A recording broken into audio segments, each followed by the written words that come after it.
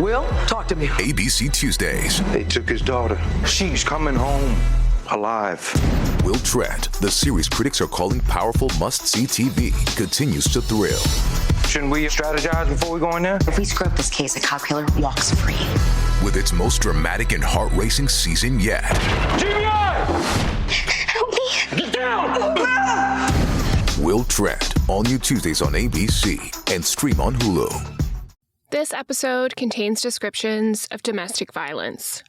If you or someone you know is experiencing domestic violence, call 1-800-799-SAFE or 1-800-799-7233.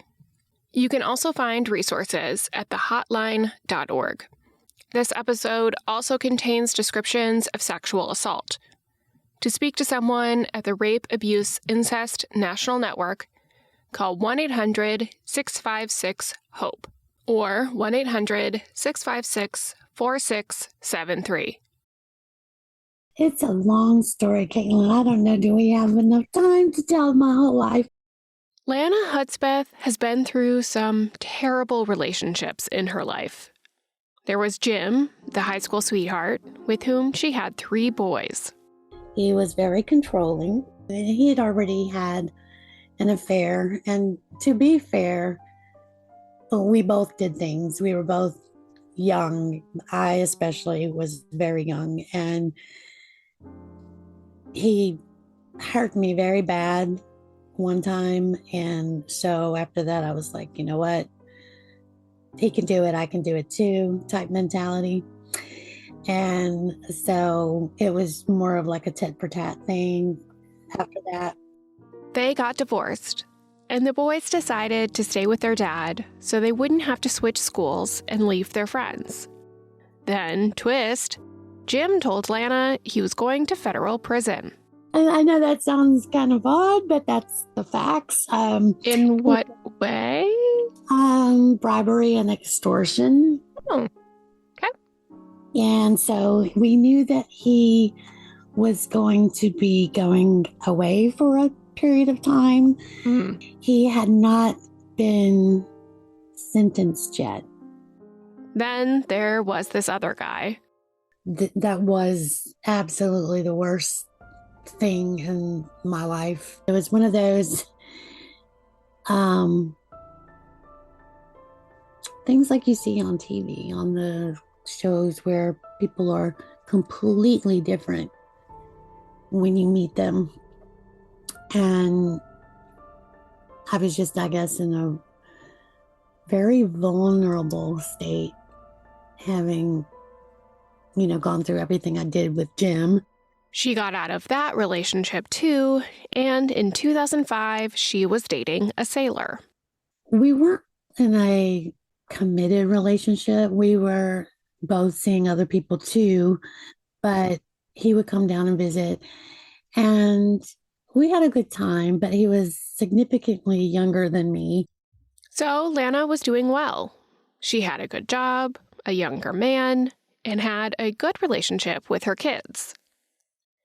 Little did she know that life was about to take more than one turn for the worse.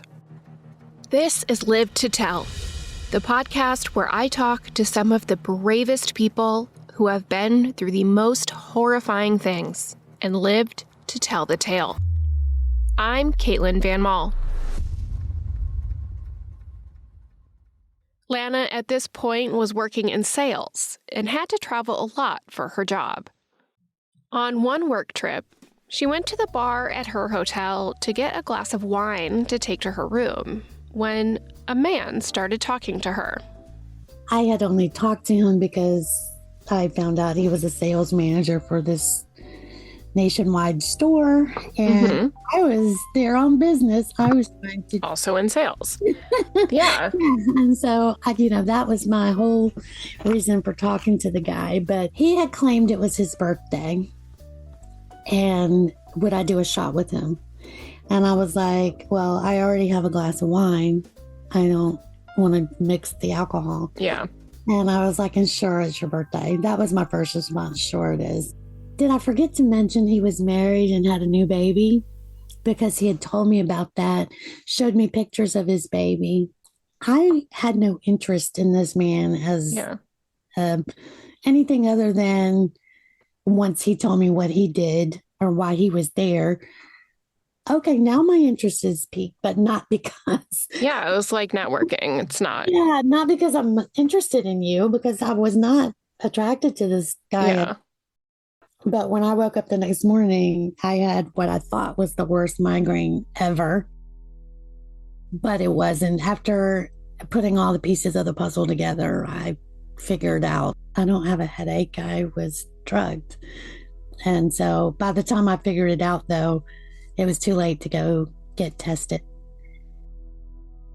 I remembered going to the elevator and him saying, "Here, I'll help you." Or I'm like, "I don't need your help." The last thing I remember is walking down the the corridor to my room. Mm-hmm. And then it's like a movie that you kept falling asleep on and waking up and only got bits and pieces of. My hair was wet. He evidently had put me in the shower. I don't know if it would be worse if I could remember everything or not. But that's what happened. But to his surprise, I remembered everything about him. I remembered everything that we had discussed before. And I ended up having to go do a national account installation at the mall. And the store I was going to was directly across the way from one of the stores that he was the director over. So I went over to the store, and when the young man asked me, could he help me? I was like, I met your sales director at a conference a few weeks ago. He gave me his card and I lost it, but I really need to get in touch with him. Do you have his number or do you have another card? He said, no, I don't, but he's right over there. So I went and tapped him on the shoulder, and he was very shocked to see me. Yeah. So he was like, I have nothing to say to you. You need to leave. And I was like, well, I have a lot to say to you. If you don't want the whole store to hear it, you need to, step out and come and talk to me. Yeah. So when you confronted him, he was just like, it was all consensual. You wanted it. Yeah. So of course that was his line. Was you wanted it. You invited me to your room. And I was like, as well as I do that that's not true. But there was nothing I could do as far as proving it. I really didn't know what I wanted to say to him other than, you suck. You're a piece of crap. I don't know if I can cuss on your podcast. Go for it. But yeah, I did. I told him what a piece of shit he is. And so, but it was cathartic in that it helped me get over it by at least knowing that I confronted I don't know what you would call him, I guess it was an attacker. Rapist. Yeah, he was a rapist. He was. Yeah. Definitely. So now fast forward to April of 2005. Lana had just gotten back from a different work trip, and she had a night out planned with a friend and her friend's boyfriend. We did go to a club, but having had that just happen to me, there was not very much drinking on my part going on at all. Yeah.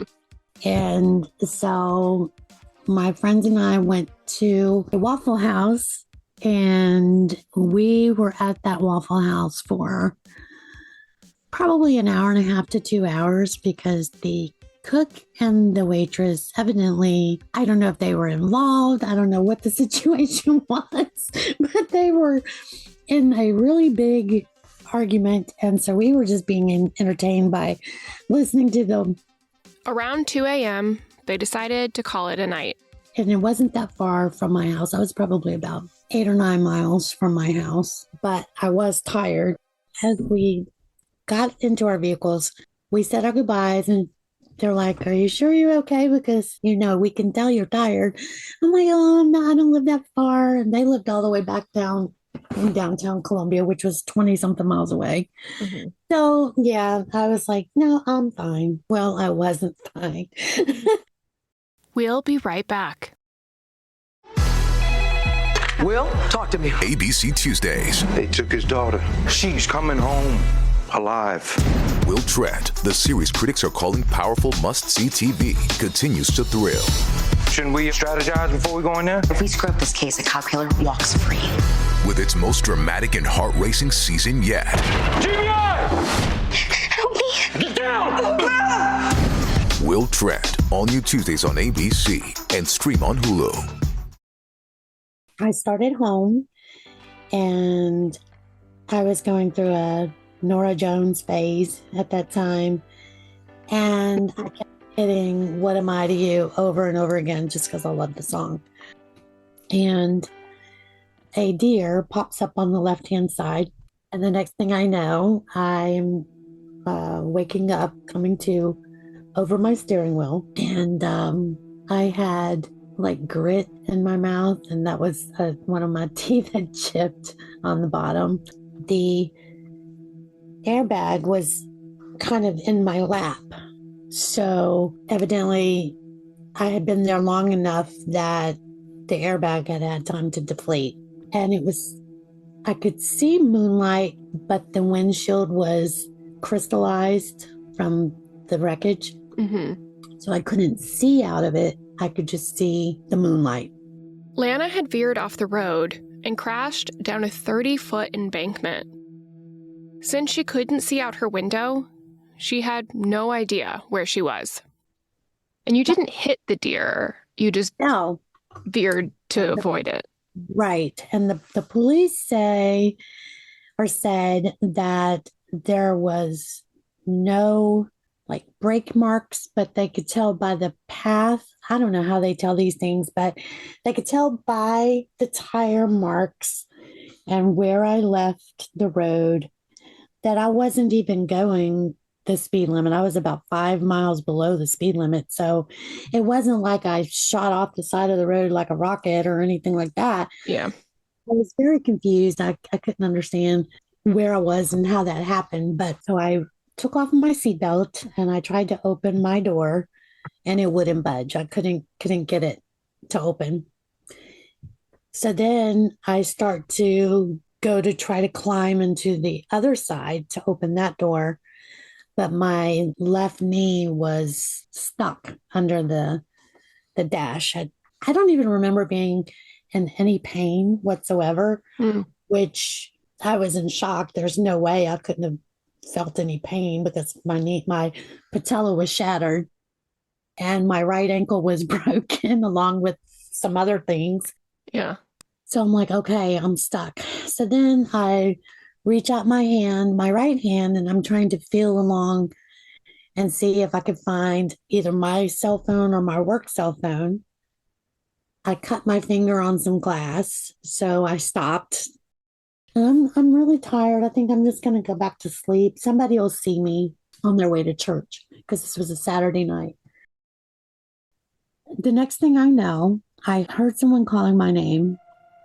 And when I opened my eyes, one of the most beautiful men I've ever seen in my life was leaning over me. And he probably isn't really that good looking in person. I don't know. And my first immediate thought was, oh my God, I made it. I made it to heaven. I'm in heaven.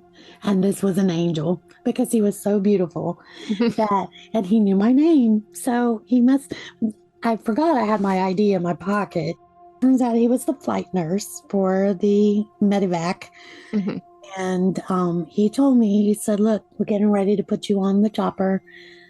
You're about to feel the most pain you've ever felt in your life. But it's going to be over as fast as we can. But we've got to lock you down. And when we connect those locks, it's going to jar you. And your injuries, you're going to notice. You're going to feel it. And I was just like, I remember feeling embarrassed that they were making such a big deal, a big fuss. Why in the world did they have a helicopter? Lana found out later that her initial crash down the embankment landed her on railroad tracks.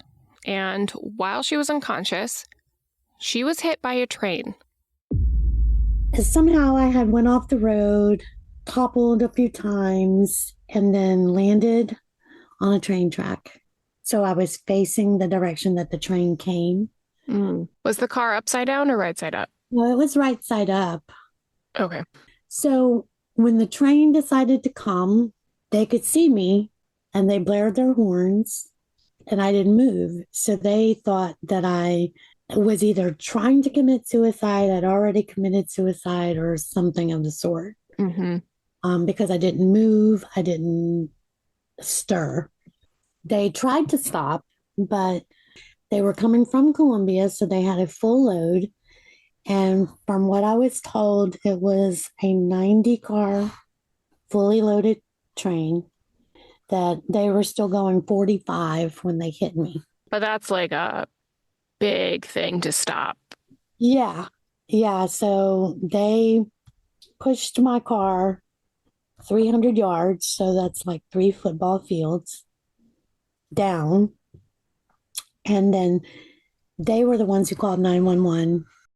So while she's trying to process everything that happened, the medevac guy's warning of pain came true.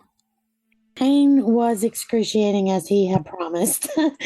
I had a broken right ankle. My left knee was, the patella was shattered and in little pieces. I don't have all of it still.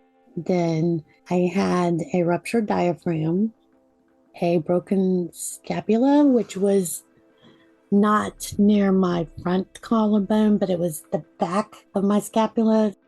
I had some lacerations in different parts of my intestines because I had 4 broken ribs also. So the ribs then, punctured some things. Needless to say, I have some issues to this day that I'd rather not talk about, but it's not fun. That's for sure. And then my spleen was lacerated. They took my spleen out. But the big boy of them all was not really discovered right away. It was on about Thursday. My doctors came and talked to me and my mom, and they were like, well, your blood pressure keeps continuing to be very low, and we don't really know what's going on, so we need to go back and do some more surgery. And I was like, oh, great. Because from my breastbone to my pubic bone looked like pie dough. like how you use the fork to press down. It was swollen. And I was just like, oh, great. Y'all have to open me back up that way. And they're like, no, we're actually going to go in through your back. Cool. So I'm like, oh, great. Now I'm going to have front and back incisions. But if there was something wrong, there was something. Yeah. I mean, what do you, like, no. Yeah, no, sorry. I don't want you to save my life. Yeah. What they suspected was what it was. It's called a aortic dissection. This is what happens in most car accidents when someone dies. Your seatbelt grabs you and snatches you, and your aorta can break. So mine had, for lack of a better word, a crack in it that was allowing me to bleed, but the fascia around was still intact. Right. The fascia is like that little clear, shiny skin stuff that's around an organ. And yeah. Okay. Like a film. Yeah. If you've ever cleaned chicken or anything, you kind of know what that is. Yeah. To think about. But that's what it was. And I owe my life to that because that's what allowed me not to bleed out. The surgeon told my parents that it was the worst they had seen on a live person. They had never seen the damage that I had on anyone that was alive. It was only on cadavers. Her family gathered in the hospital, including her ex-husband, Jim, who still hadn't reported to prison yet. I do remember waking up and Jim being in the room with me, sitting like on the floor, looking at me. My sister told me after that when she found out that my mom gave him permission to go in to see me because he had brought my oldest son down. Mm-hmm.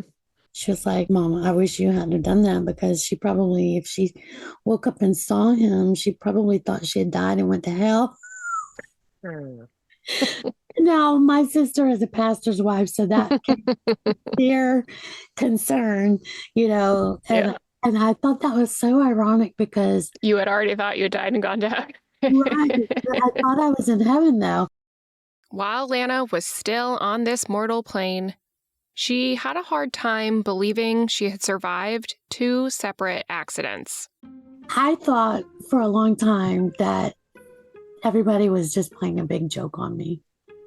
It could not be real. Terrible joke. So I got mad because I thought that everybody was in on this and this was not funny. And I'm really hurt. So why are you all treating me like this? Why are you doing this to me? Yeah. So, Isn't my current situation bad enough? Like, you don't need to make fun of me. right, that can't be. I would be dead if that had Yeah. happened. But they were like, no, it really did happen. In the hospital, she had some great nurses. And I do remember this other nurse that she had dark red hair and she was really pretty. And she was like an angel to me because she was just so nice. Mm-hmm. I remember telling her that I wanted her to go home with me when I left the hospital and take care of me there. And some not so good ones. I still wasn't breathing on my own very well. She was coming in to change the dressing on my trach. And I have 3 scars on my neck underneath the trach scar of where she cut me every single time with the scissors. And it hurt, but I was intubated after with the trach now. Yeah. I can't talk. And for 3 nights in a row, she did that. So when my favorite nurse came back, the one that I invited to come live with me, when she came in, she took the bandage off and she was just like completely shocked. You could see it on her face. And she was like, oh my gosh, what happened? So what did the nurse Ratchet, as we're calling her, she must have seen that you were bleeding. She had to have, but it was like, And she just didn't do anything? well, I guess she cleaned it up and then went about her day. But I know that when the good nurse, she, asked me what happened, and so I wrote it down for her that, I didn't know how to explain it other than, look, I'm just the victim here. Yeah. So, but she said, okay, I'll be right back. And then another lady came in and looked, and I never saw Nurse Ratchet again. So I don't know what happened to her. I can only dream.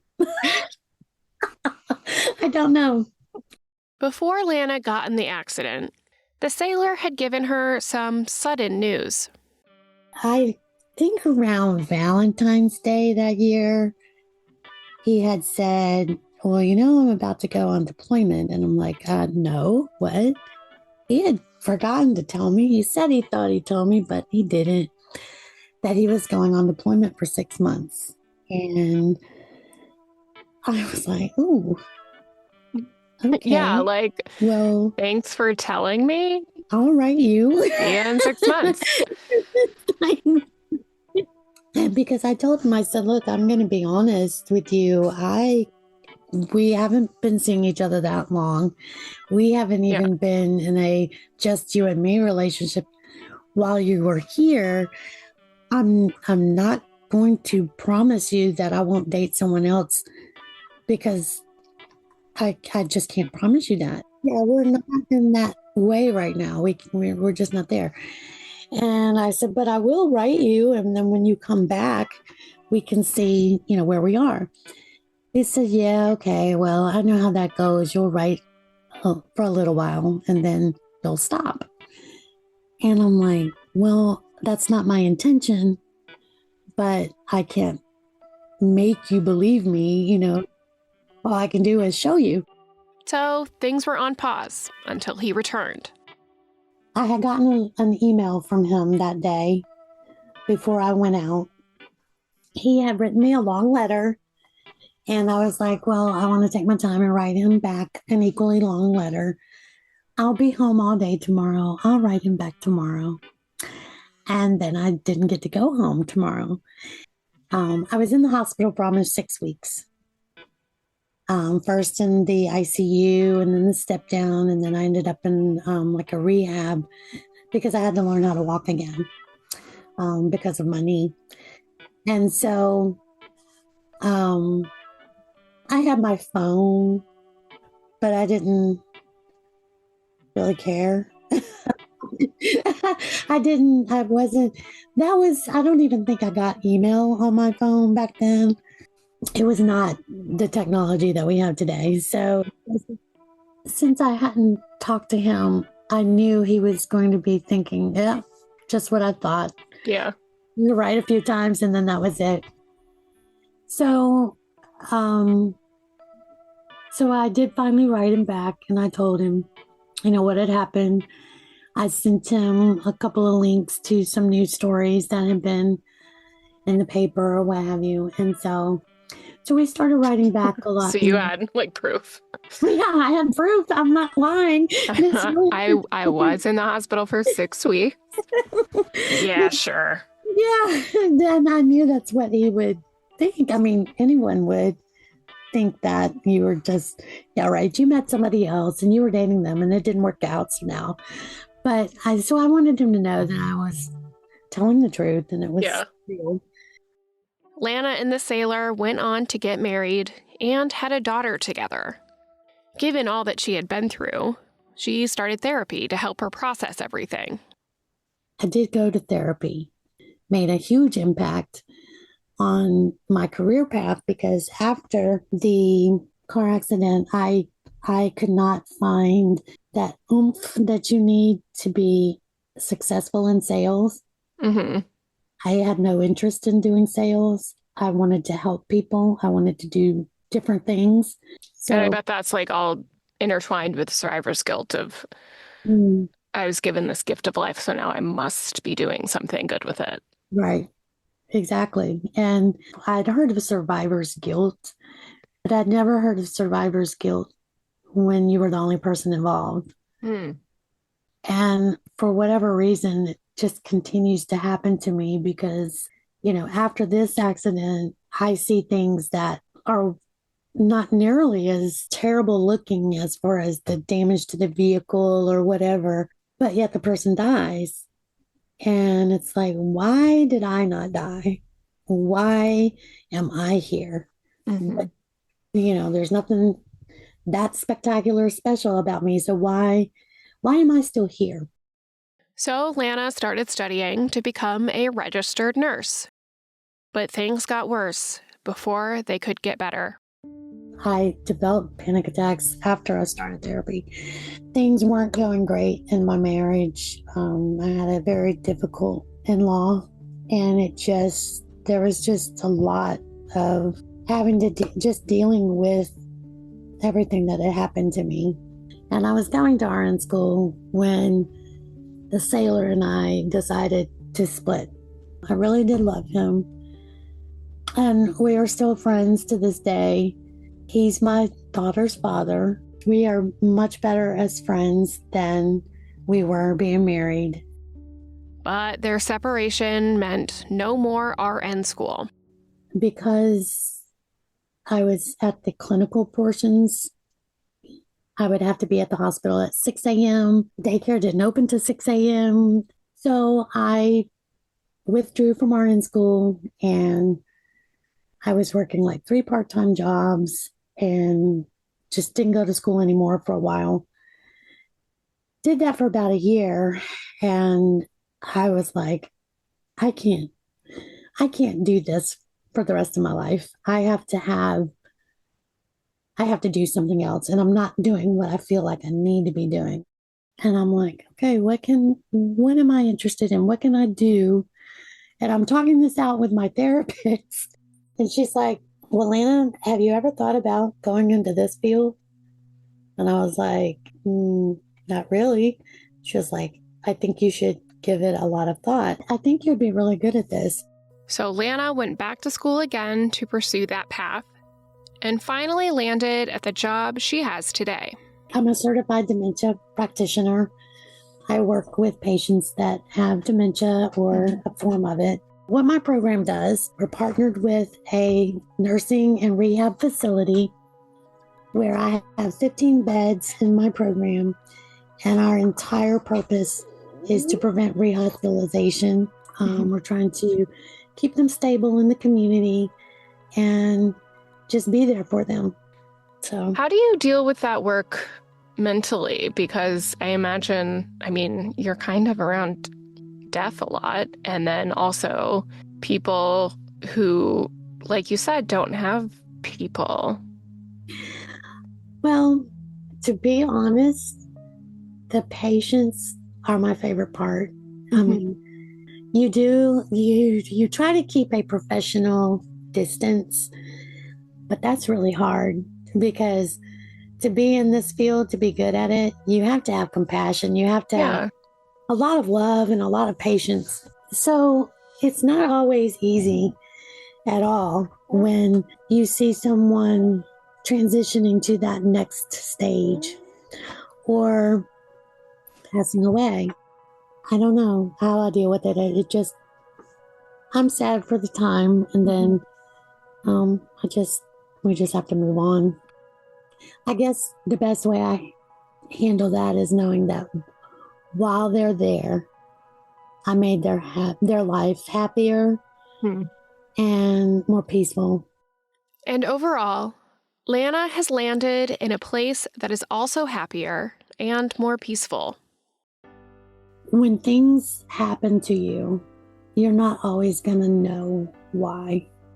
But if something happens to you that changes your life, you need to pay attention because there's a reason. This could be the way that I'm impacting the whole world, and I don't even know how. Somebody that I come into contact with could be influenced by the work that I do or the care that I showed their relative or what have you. So you just never know. Yeah. You never know how you're impacting another person.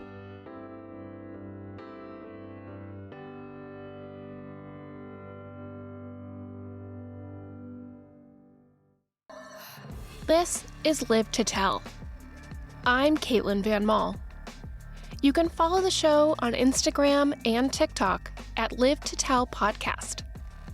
If you enjoyed today's episode, please rate, review, and subscribe. It really helps the show. I'll see you in 2 weeks.